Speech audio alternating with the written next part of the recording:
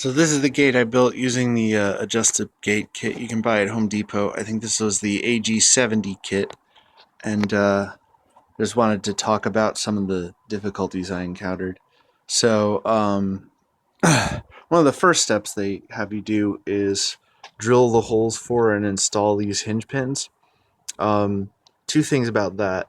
One, you really want to make sure that you drill the hole angled up or down, because if the hinge pin ends up not straight up or down like mine is, not straight up and down, your hinges will end up binding. This lip will end up rubbing against the side of that, and mine ended up good enough. Just some adjusting and some copious application of lubricant fixed it all up. The other thing is they make it seem like you're going to be able to turn this in by hand. You're not going to be able to turn this in by hand, at least with whatever wood this is. You're going to want to use pliers or something, because it takes quite a bit of effort.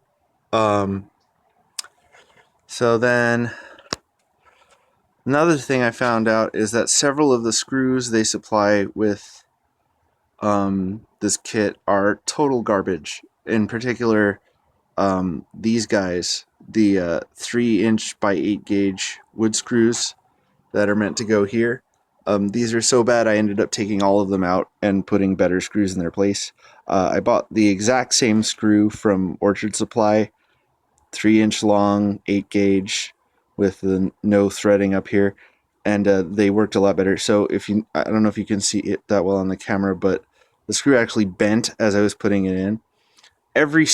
All 6 of these that they supplied, I rounded off. They're made out of metal that's so soft it might as well be clay. I broke off the heads of 1 or 2 of them. They're just a nightmare. I bought the exact same screws from Orchard Supply. Didn't have any of those problems.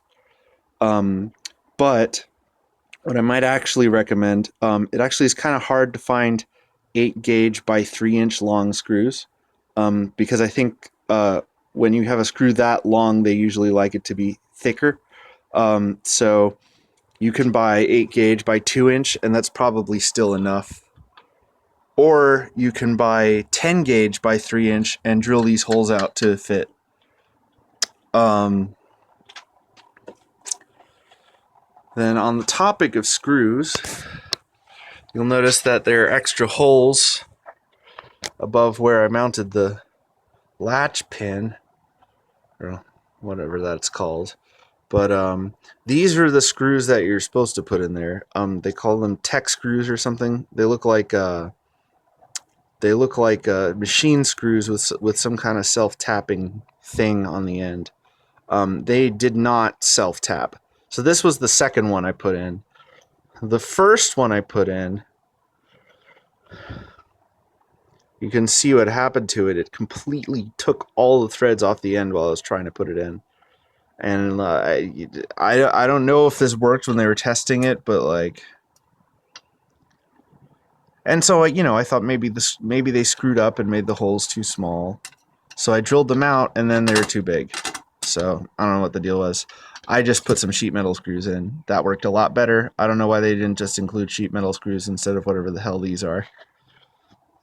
I guess another caveat is, I don't know how you're supposed to do it, but these were not straight. When I put the 2x4 on, it didn't really seem to matter. The gate works just fine. Focus, you fuck. And then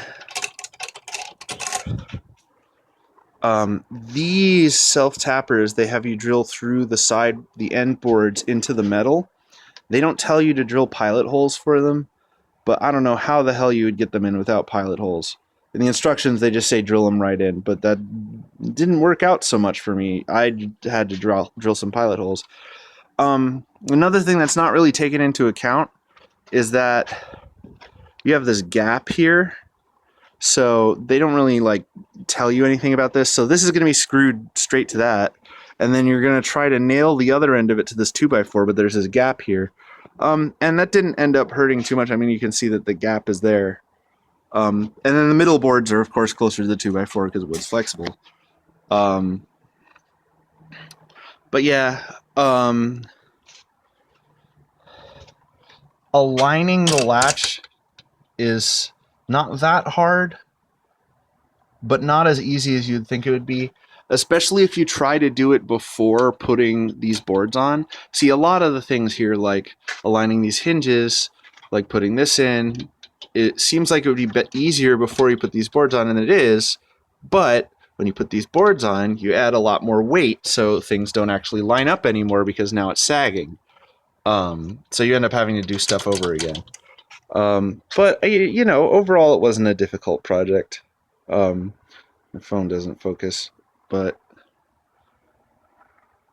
yeah, I'd recommend if you have a gate that you want to rebuild. There was a gate here that was just the wood, like it didn't even have any vertical or cross members. It was just the wood. It was sagging like hell. So I just took it apart and got one of these gate kits and rebuilt it with all the same wood. Cut that a little short. I do recommend.